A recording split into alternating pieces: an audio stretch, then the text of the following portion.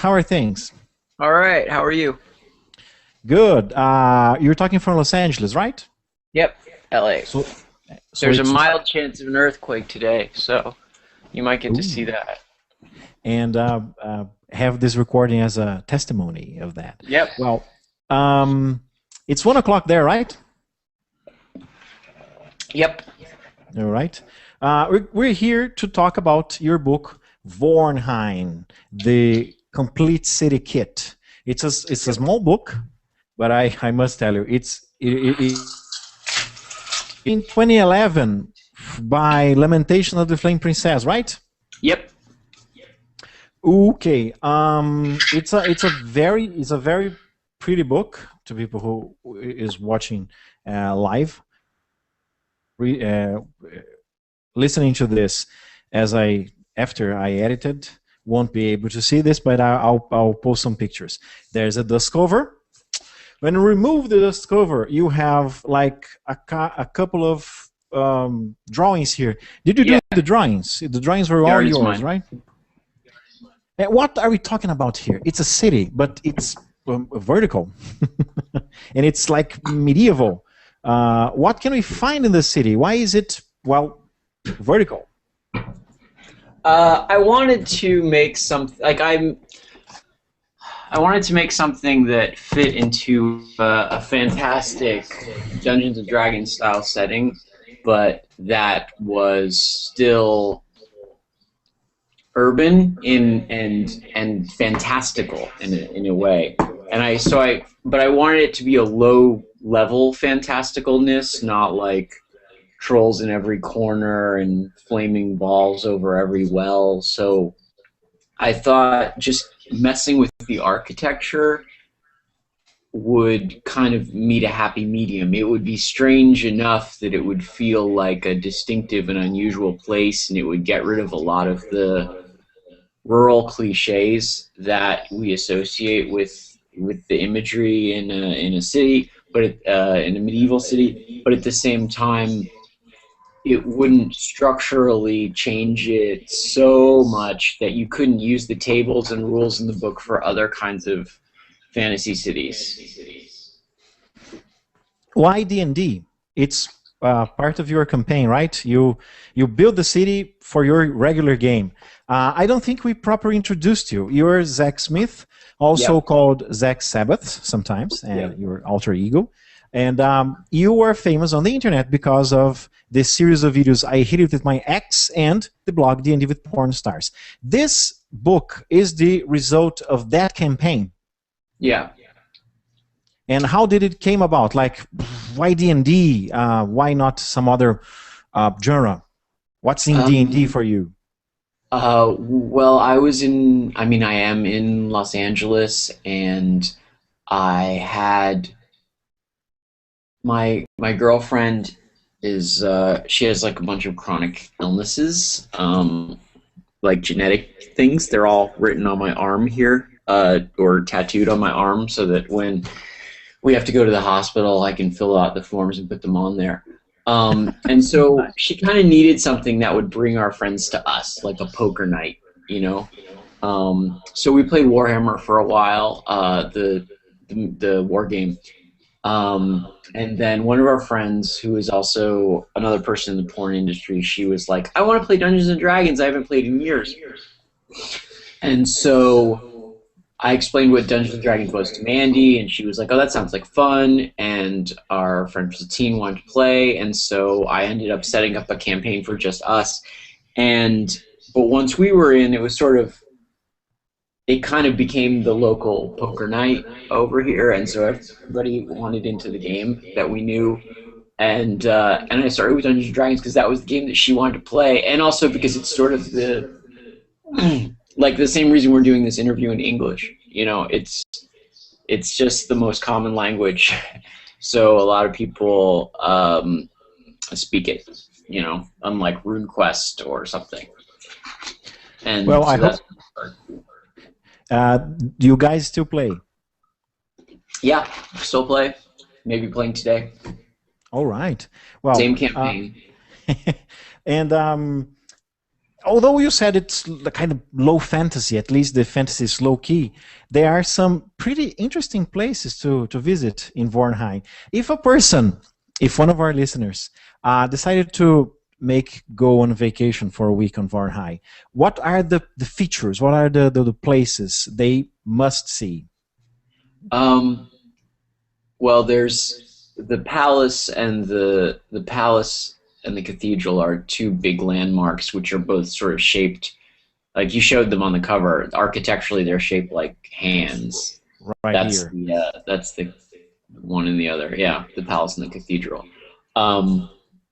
And I didn't want to put too many landmarks because I didn't want to create a situation where the GM reading the book had to take in a whole lot of information to feel like they were doing it right. I just wanted to put down the things that we had used in our campaign that were important. So there's those things. There's a library. There's an arena. There's a theater where they do it's sort of a Hall of Justice / theater. And there's a couple noble houses. There's a zoo, a hidden zoo underground. But a lot of these things are not fixed in place like they are in a lot of city books. I didn't like in my campaign, I didn't need to know where all these things were necessarily every time. And so I didn't want to pretend just in order to write a book about it that the game won't run right unless you put this here and you put the guy who sells weapons across the street from that and you put this tavern over here. I didn't want to create a fake situation, so I created rules that I would use or extended the rules I was already using to figure out where stuff was and how long it would take to get there. So there are a few landmarks, but basically it's an under-described place on purpose so that it's flexible and usable for a lot of different kinds of games. Yeah, I can see here. Although there are a lot of maps, for example, this is I'll show it very quickly because I don't want to spoil anything for players. This is a very quick overview of the map, the map of the dungeon that is the zoo. But although there are many maps, you don't put anything like there's no map of Vornheim. Maybe I get the feeling that the GM can pretty much do it any size they want, maybe 20,000 inhabitants, maybe 100,000, maybe a million, who knows. And one of my favorite places, well, my players during the play test, they raided the Medusa house and the library. They got killed. Surprisingly, they got killed twice. Well, 2 players got killed in the library. Nobody died in the Medusa house.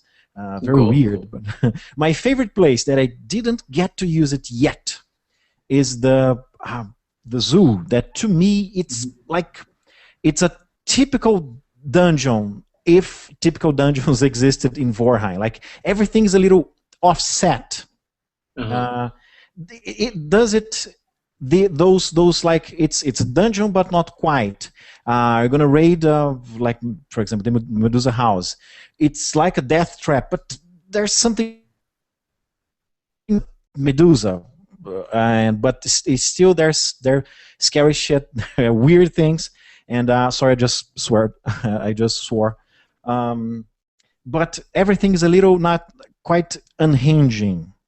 And is it something that you did for the book, or is something that you normally do with your campaigns? There's something a little off. Yeah, I mean that's how I normally do things.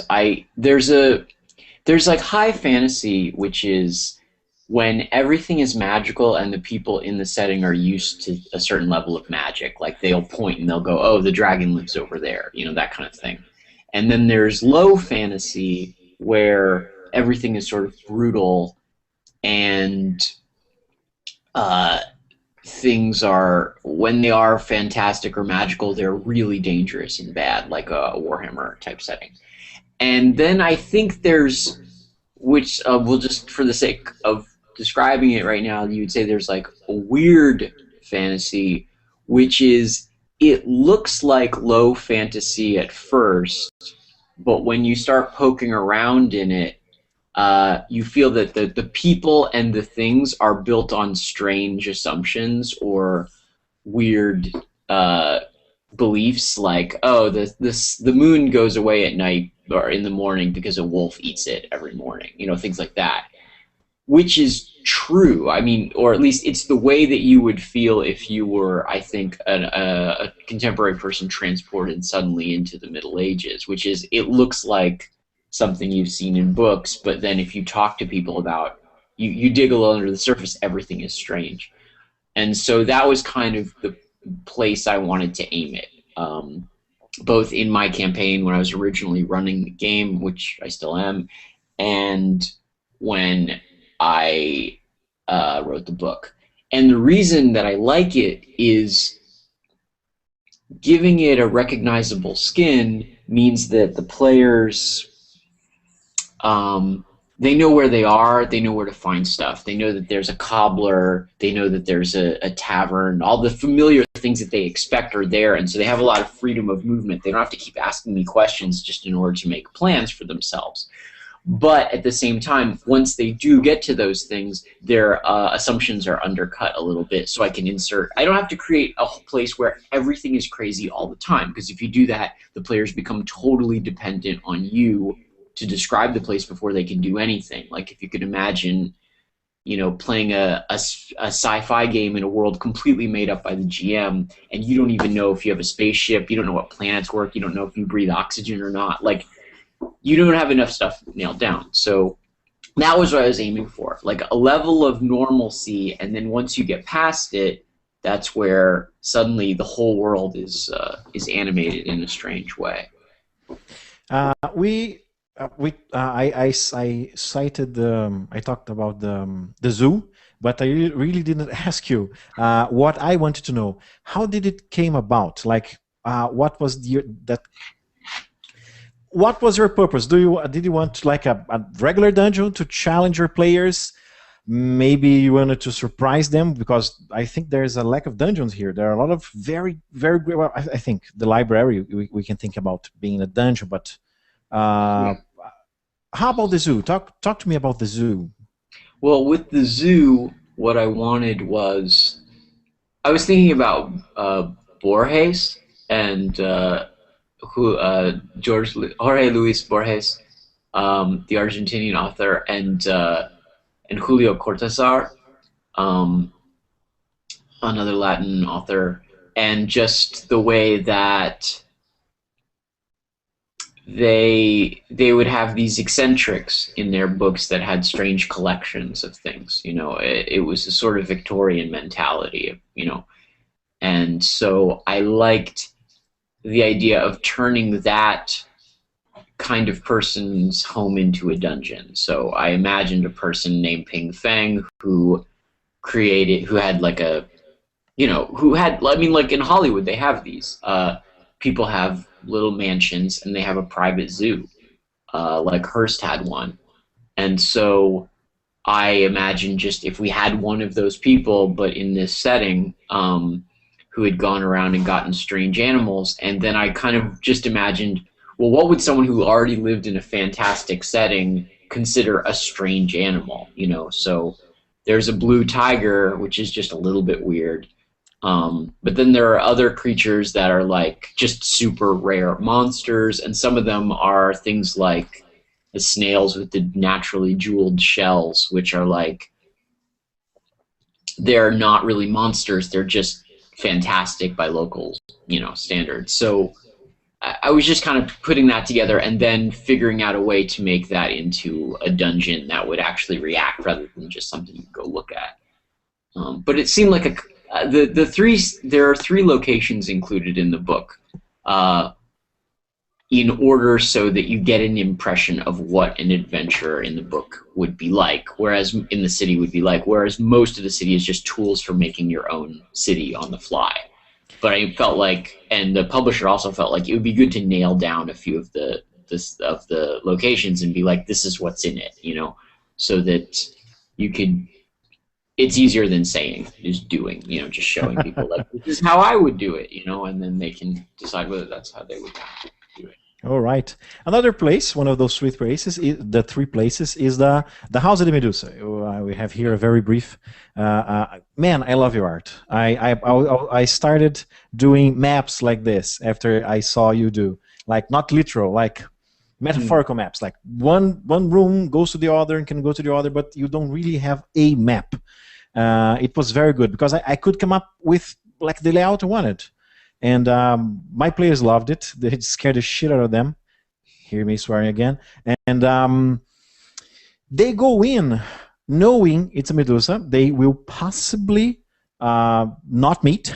That was their intent. Like they wanted to like rob the place without finding the owner. But there's a mystique around it, right?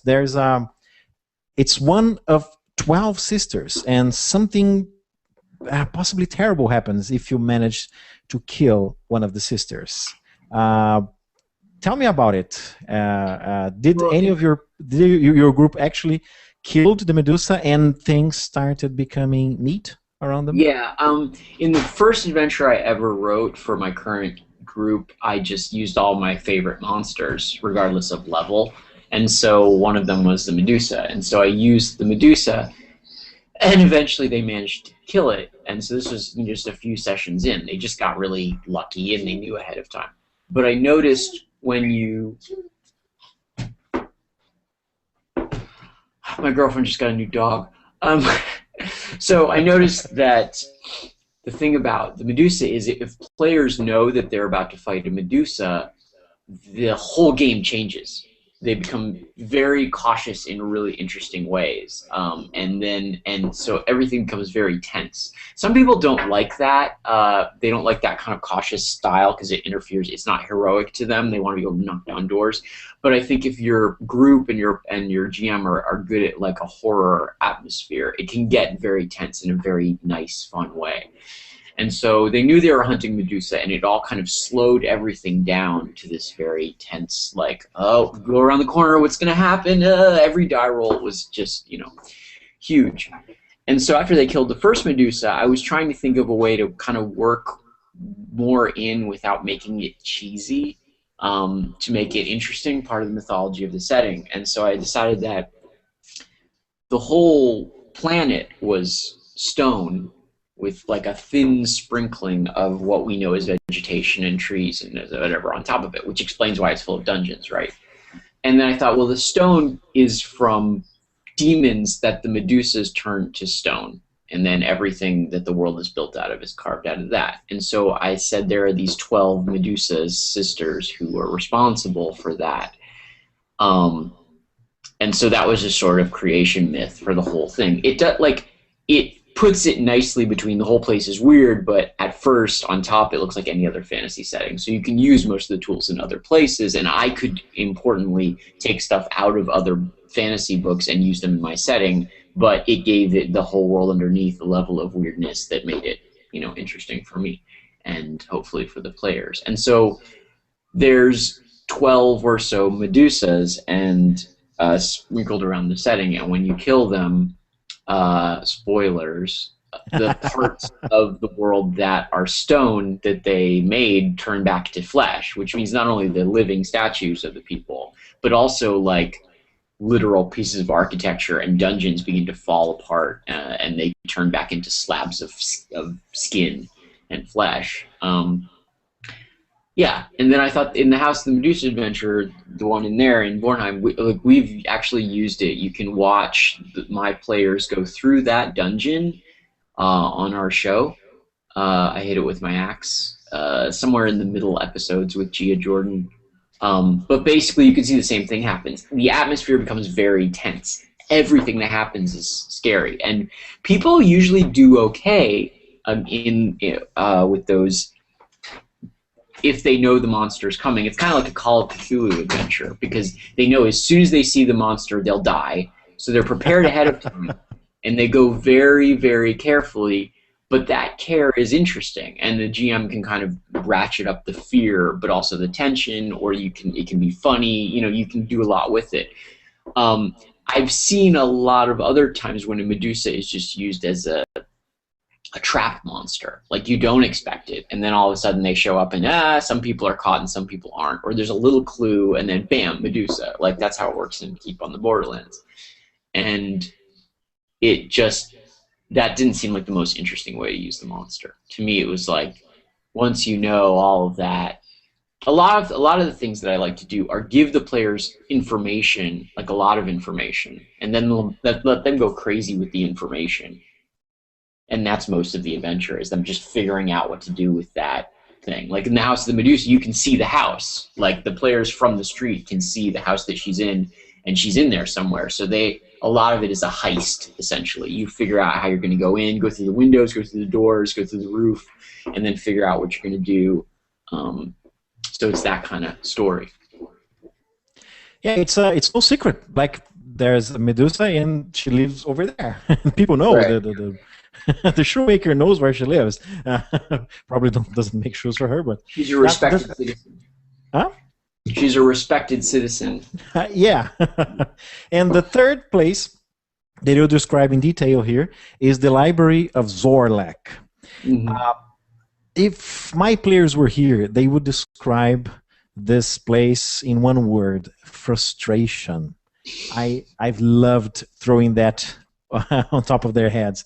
And they managed it. They won the scenario, but boy, they got frustrated. What would you consider frustrating? What do you think they got frustrated about at the library? You, as the creator of the thing. Well, I made the secret doors on purpose. It's full of secret doors. Exactly. You can't find the secret doors just by a successful secret door check. Like, you have to actually mechanically go through the description of the place and fiddle with the bits and stuff like that. So obviously, a lot of people are going to find that frustrating. Some players are going to love it, and some people are just good at that kind of thing, will get right through it, and some people are going to find a way around it, and some people are going to, there's lots of ways to deal with it. But I thought it would be interesting to do one where you've got no standard secret doors. And the whole library concept is based on the library at Alexandria. What happened in the real library in Alexandria in Egypt, is that whenever a ship was about to leave port or come in, I believe, they would check the ship to see if they had any books. And if they did, they would make the ship wait, and they would copy whatever books they had.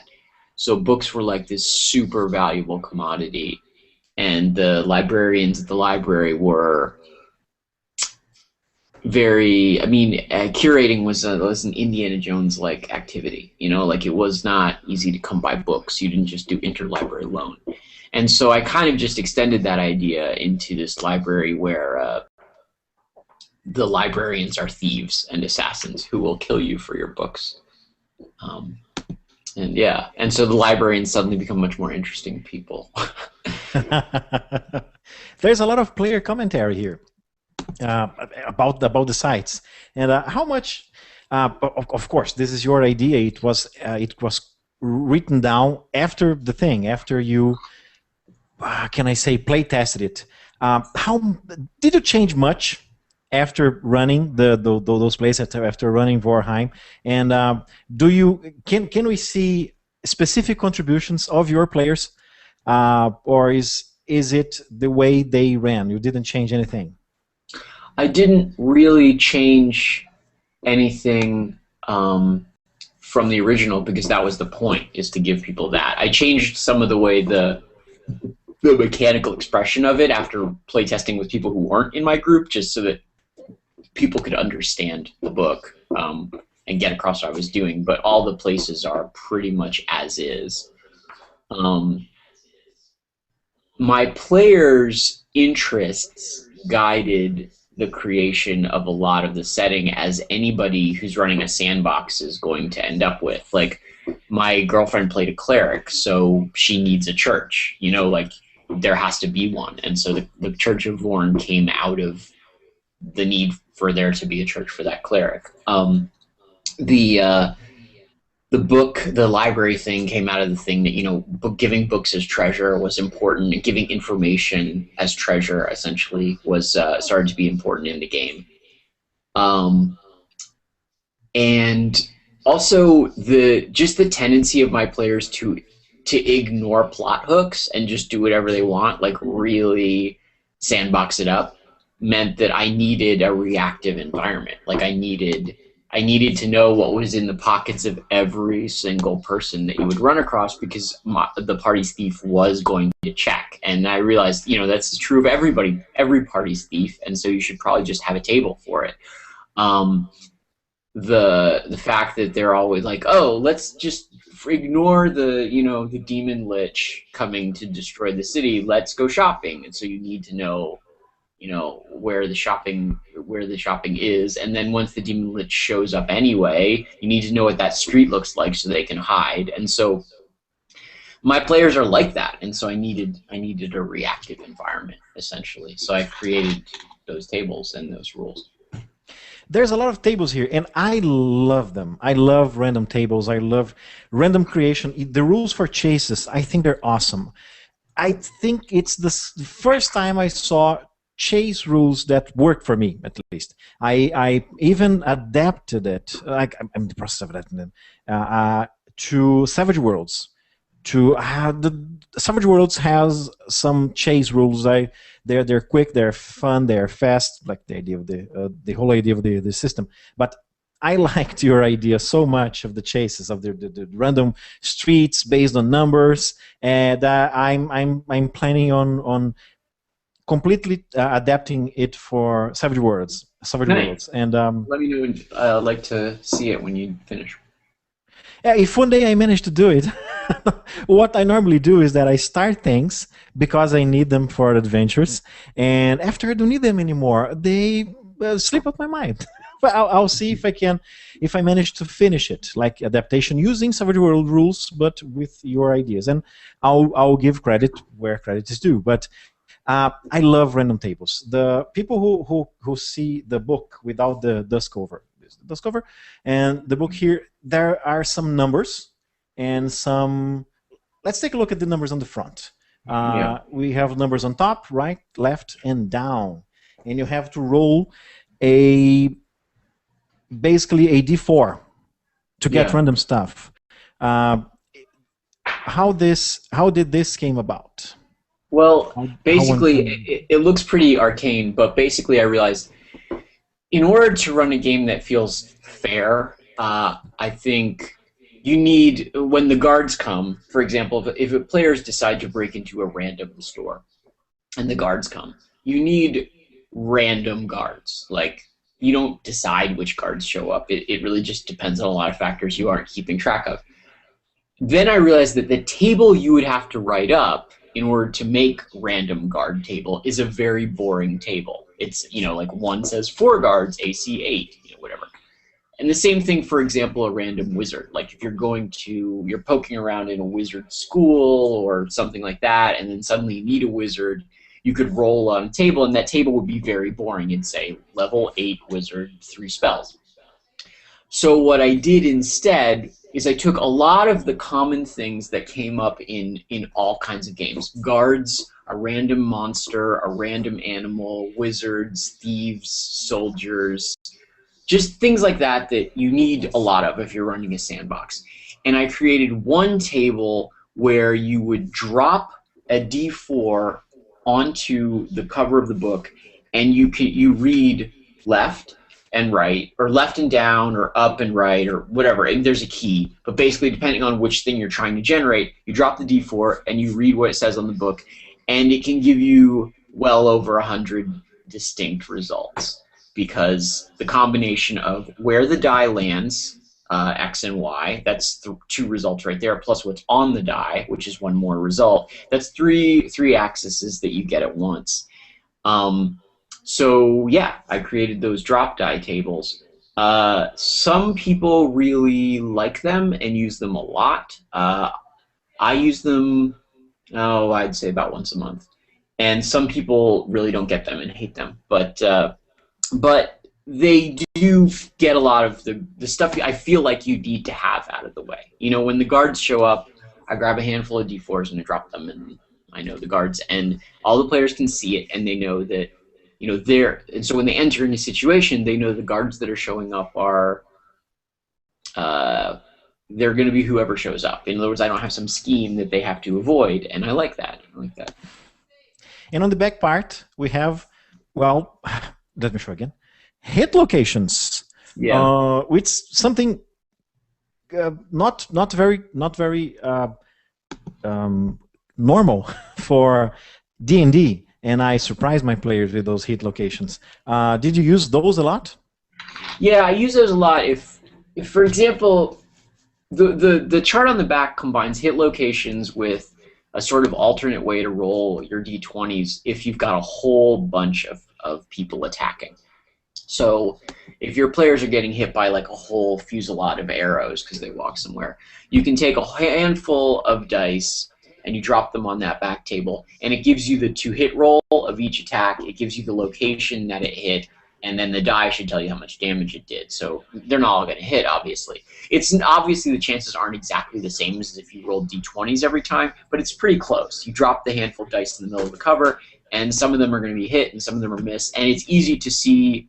If you know your player's armor classes, you can just look left, and anything below a certain line didn't hit. You know, you can just get rid of those dice. So it's a convenient way to do a thing that comes up a lot. You know, like that was mostly what I was worried about when I wrote this book, is things that happen a lot in a game that you really wish you had a table for, making tools that did that. And I used a house generator here. At the Medusa location at S.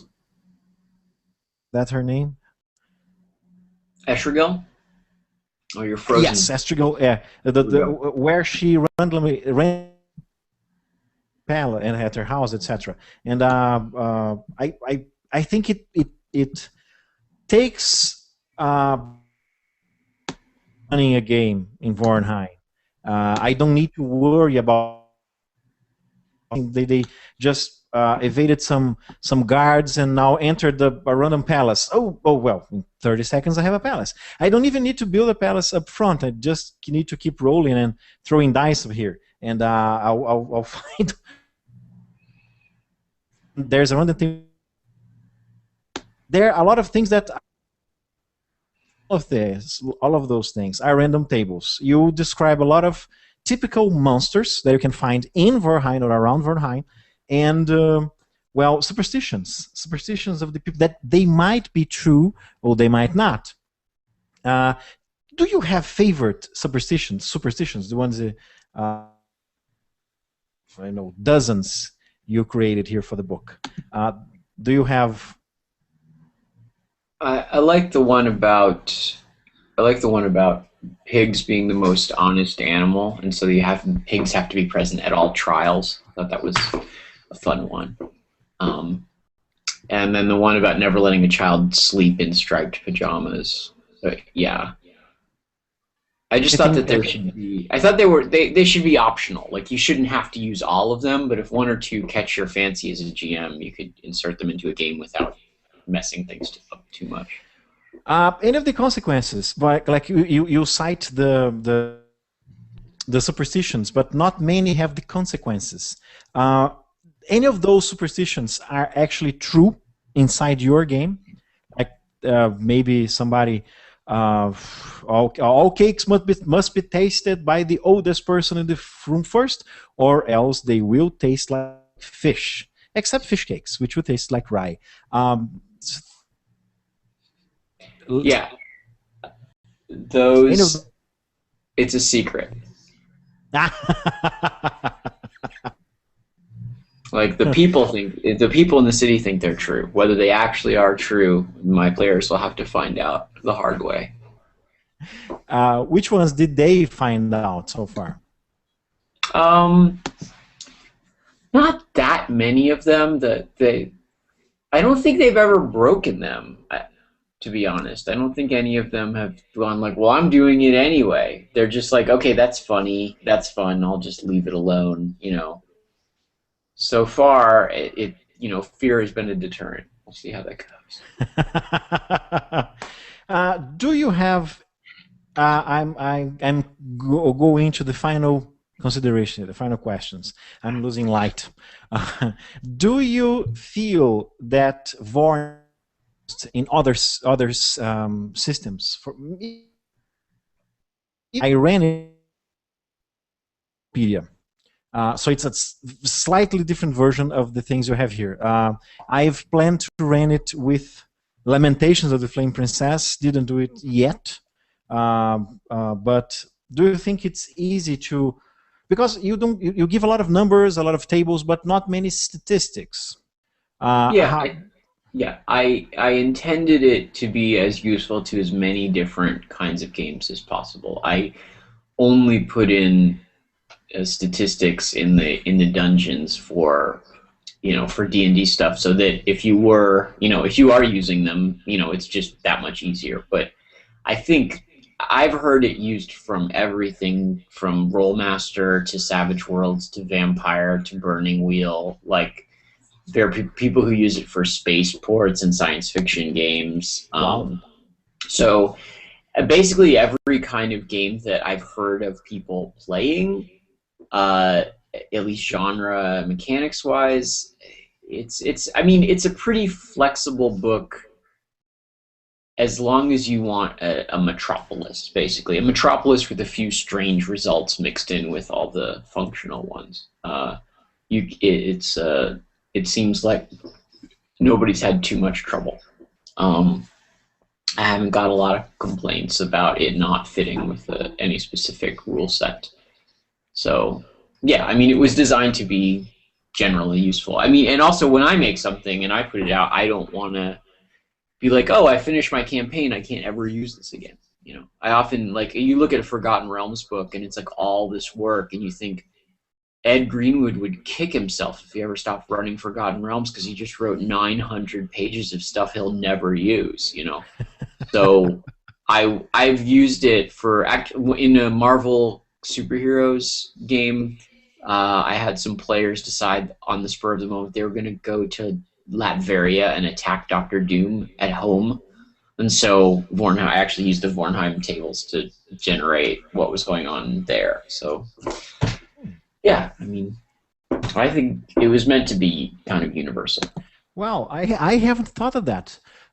In my Star Wars game that I don't play for over a year, but I was planning of running a couple of sessions in Coruscant, the planet city, and I didn't think about using Vornheim. I think it's a good idea.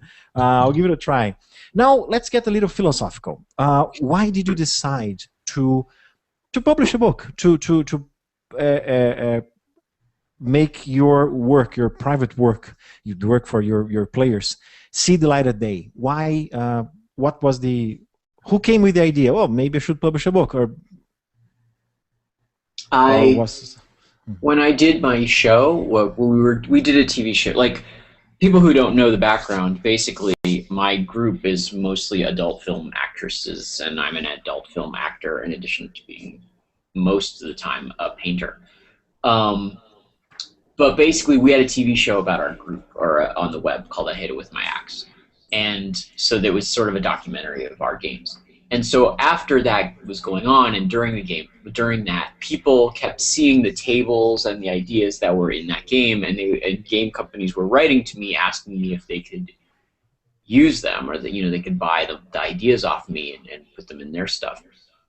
And after the fourth or fifth time this happened, I was talking to my girlfriend about it. She's like, I don't want anything in our game with our name on it to be stupid, and so you're the only person I trust to do something that isn't stupid, because it's your ideas. And I was like, well, thanks.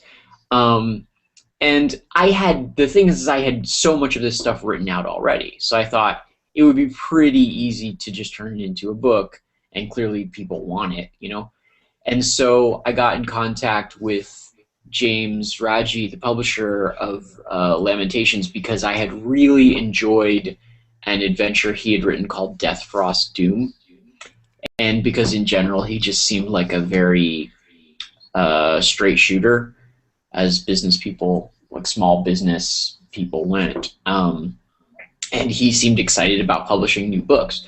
So I asked him if he wanted to do anything having to do with the material from I Hit It With My Axe. And he was like, I would really like, I gave him some options of things I could do. And he was like, I would really love to see a city book because I don't know how to run a city. I'm not good at that. And I was like, well, that's cool. Like, he's like, because he's in his game, he writes like, don't run adventures in the city. Nothing interesting happens in Civilization. All the good adventures are like you go out into the wilderness, you go to a dungeon, something, you know.